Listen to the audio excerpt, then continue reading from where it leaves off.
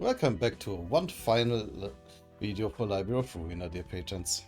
So, as I said in the finale video, I am a bit annoyed that Ruina didn't do the epilogue thing where they told us what happens to all the characters, what happens afterwards, so I'm going to do that for them.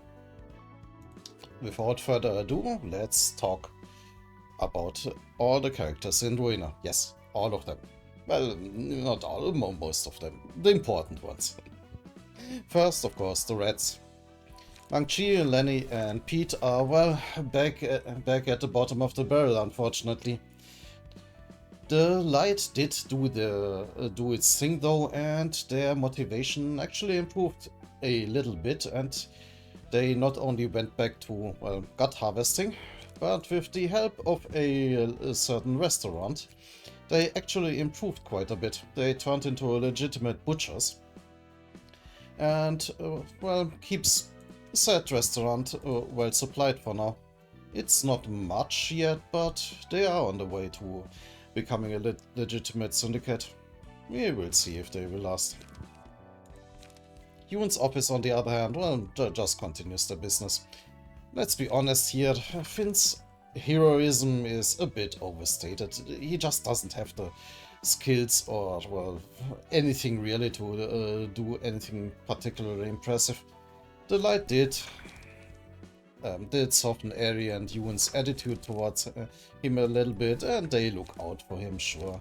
But for now, he is still doing, like, small-time stuff, nothing too remarkable. Maybe with time he will gather the necessary skills to become a great fixer, but not now. The Brotherhood of Iron proves that being exposed to the Light isn't always a good thing.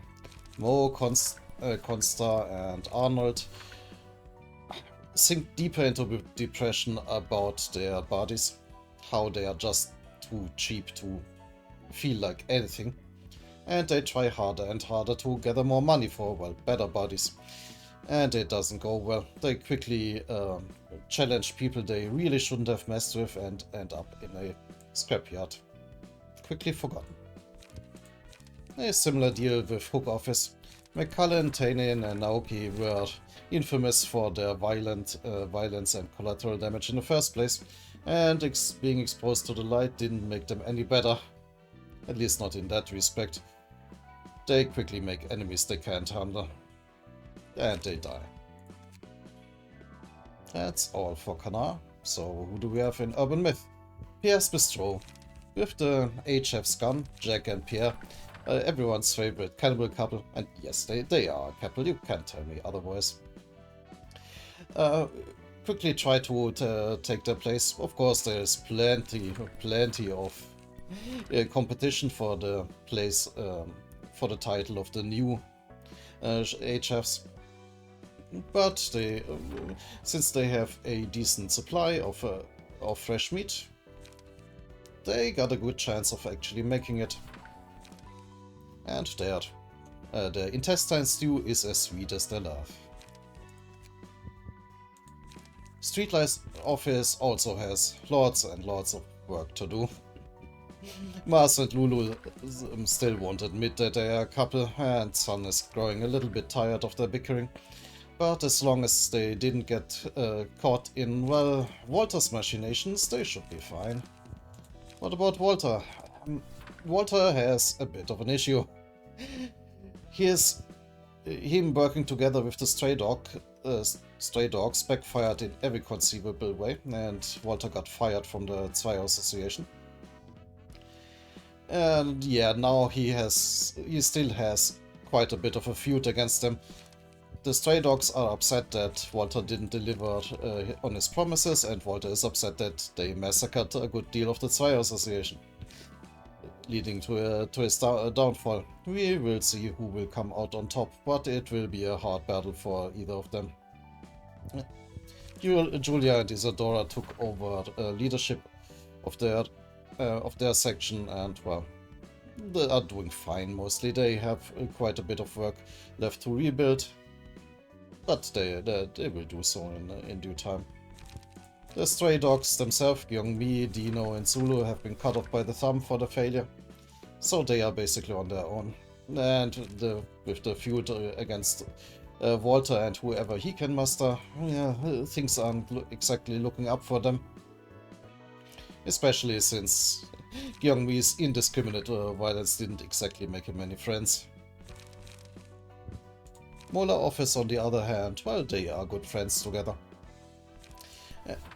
Olga, Mika and Rain have plenty of work to do, especially since Olga's relationship with Mio will prove very valuable. Why? Well, we will talk about that when we reach Mio. These other people weren't interesting enough for their own story, so they are also now not interesting enough for an epilogue. Too bad for them. In the Urban Plague, we have the Carnival.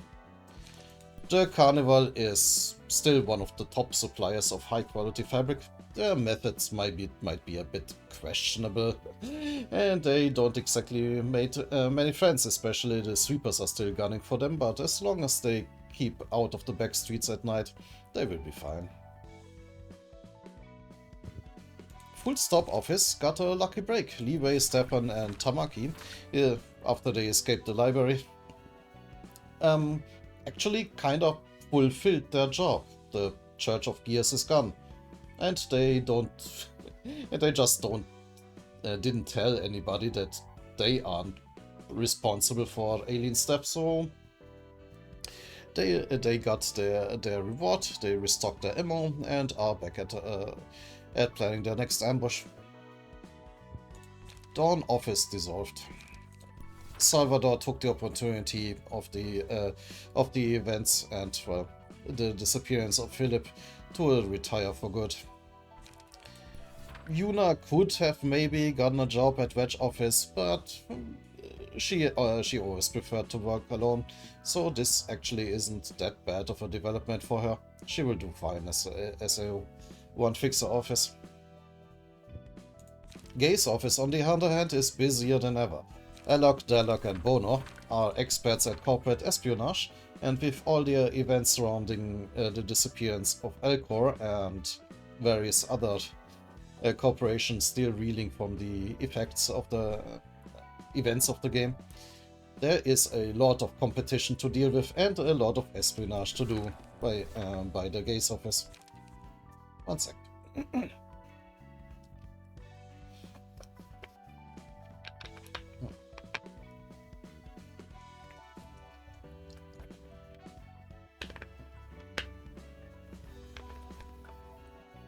Sorry about that. Let's continue. The Kurokumo clan is in trouble. They got cut off and severely punished by the Thumb for failing to deliver the goods, like the Nuovo fabric that the Thumb paid handsomely for. And after their failure against Tanya and, well, their diminished fighting strength, Sayo, Yang and Jin are, well, in more than one way fighting for their lives, fighting to restore the Kurokumo clan to the prominence it once had, but their chances aren't looking good. They are still mutilated by the severe punishment that the Thumb dishes out and are struggling to get back to their feet. The musicians of Bremen, well, with their leadership gone, Meow, Mumu and Oink aren't exactly in the best position, but the light once again did its thing and intensified their fanaticism. They would try again and again to reach the greatness that the pianist had, but in the end the streets of music got sick and tired of their antics and went ahead and purged every single remaining pianist cultist from the back streets, including, unfortunately, the last musicians of Bremen. Wedge Office is doing fine. Pamela and Pamela are still bickering, while Oscar has to, well, keep them in check. But they are still one of the better fixer offices, and they are otherwise mostly unharmed by the events of Library of Ruina. They are still a good and dependable fixer office and are available to hire. Jikan went in a bit of a weird direction. Their whole obsession with pain and blood is now not only a fighting style, but it turned into a bit of a religious cult. So they basically start worshipping blood. Well, they are still available as a to be hired as a syndicate, but they just got a little bit weirder. Hanafuda is just with her office continuing to do their job. Monitoring weird stuff has become just a little bit harder. Especially now since Distortion and Ego Gear can throw a spanner into the works. Who knows what weird abilities might lead to cheating at gambling. But she will do fine. Where was I? We have reached Urban Nightmare. The She Association can finally rest. Without Agalia's influence, Eugene, Valentin and Tenma can rest and recover, and Eugene's power will be acknowledged and appreciated in time. She will, in fact, become the newest color, the violet shade. And she is then to be said the deadliest person in the city. No one who is hired.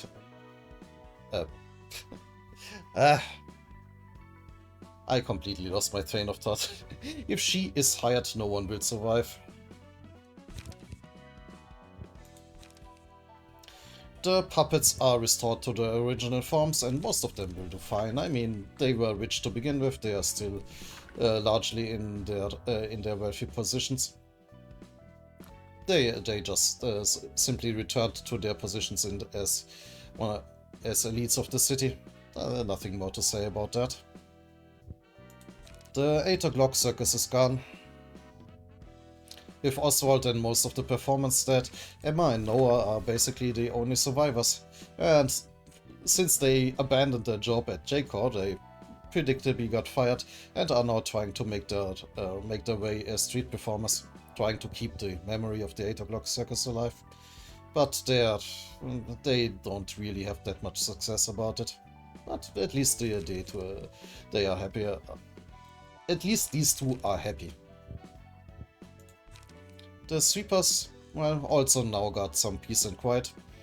Anton, Lila and Valerie are ruling the night in the back streets again. They still got a little bit of an issue with the carnival, but since this is now the only the faction they really have much of an issue with, they will recover.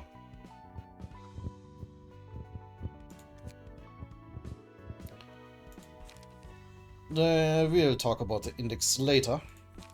W Core is ruined. Now with their reputation greatly tarnished, the W Core had to restrict their business to basically be a plaything for the super wealthy.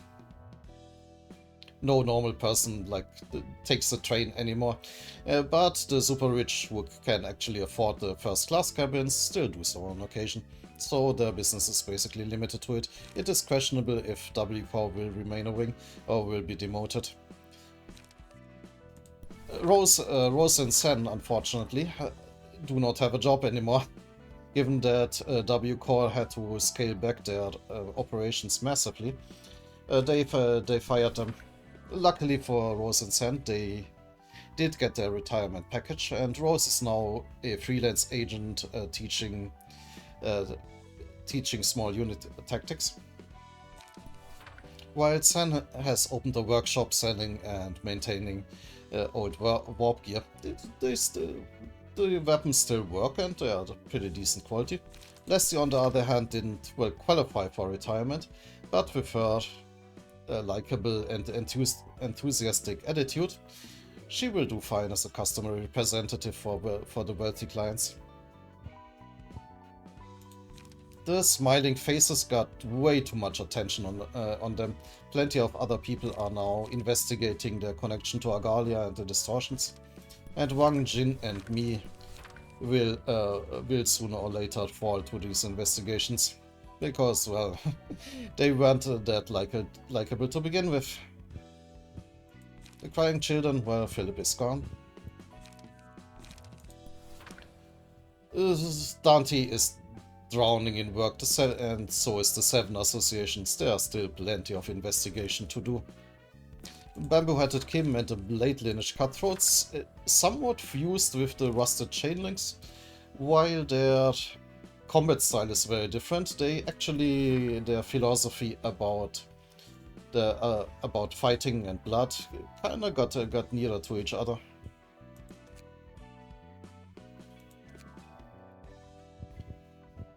And then we go towards the Liu Association. Of course, we can't talk about the Liu Association without, well, talking about Shao too.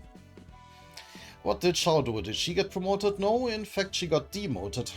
She insisted that her abandoning her post was all her fault, took all the blame for her subordinates, and, well, while her request to be demoted to Liu Association Section 2 was very, very blatantly an attempt to, well, fight at Laurel's side from now on, it was granted. Those two are now a happy couple, both on the battlefield and outside of it. Sometimes a little bit annoying for Cecil and May, but well. It is a bit sad for Chun and Miris that they lost their commander, but especially Chun cannot complain because he is now promoted to the commander of Section 1 and legitimately on his way to become a color of his own. Good for him. We'll talk about the Red Mist later, so what about Arcor? Arcor is in trouble. With the energy prices completely exploding, they cannot afford to run the hatchery anymore, not the way they used to.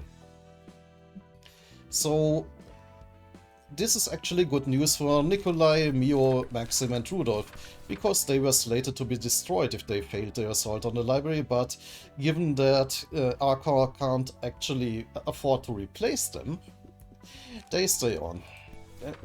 They are still one of the most elite teams that Arcor has, and they are unwilling and unable to replace them. But wait. Aren't there now two Arcor teams? Like the clones of Nikolai, Mio, Maxim and Rudolph are also around. So what do they do? They can't exactly stay like that because, well, the head will execute them. Well, they ran away. They unwilling to do one last battle royale, they simply left the city for the outskirts. Where to? Well, I think you can guess, but we'll come to that later. The purple tear disappeared. It is unknown if she changed dimensions again to one we cannot even observe, or if she died. Well, who knows? The mystery about her only demons. Jan, on the other hand, got the distortion under control with the help of the light. He turned it into extremely powerful ego gear, and while as a non-fixer he cannot be considered a color, he did gather fellow victims of the Index and Prescripts and basically declared a crusade on them. He is trying to find those pendulums and looms that produce the Prescripts and destroy them all. He is certainly powerful enough to do that, but unfortunately the Index, of course, always benefits from the Prescripts, so it will be a hard-fought battle if he ever manages it. But the so-called Silver Fist Syndicate is certainly a force to be reckoned with. There are, of course, many more characters here. Dongkwon, Irina, and Ye, though it didn't change that much, they returned to their respective works, and no one even knows what the hell is up with the Wujat. Bayat too.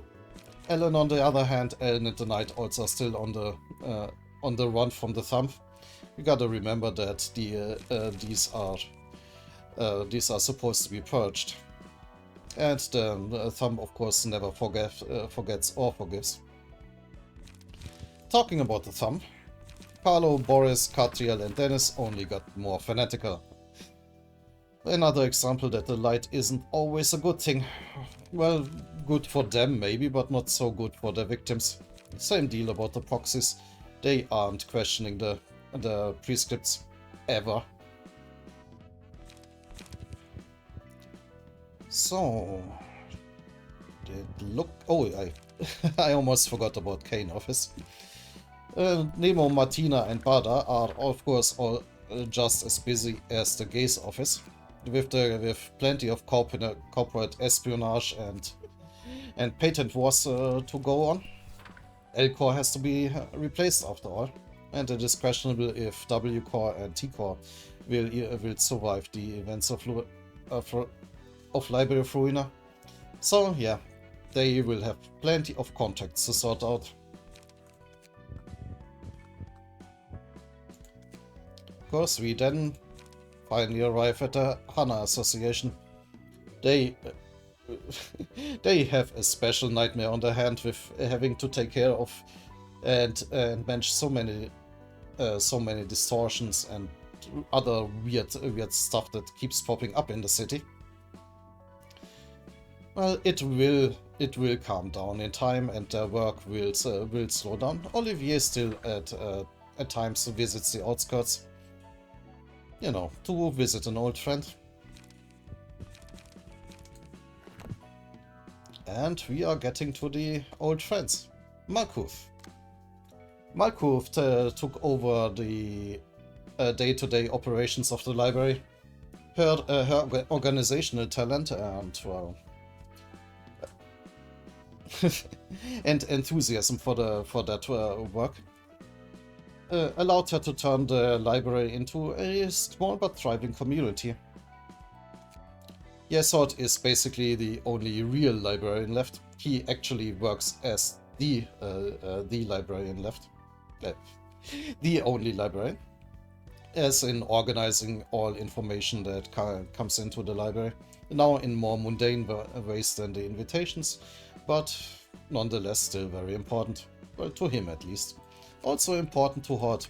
She is using all the books that remain or will arrive in the library to open up a school for anyone and all outskirts children or adults for that matter who are interested in learning.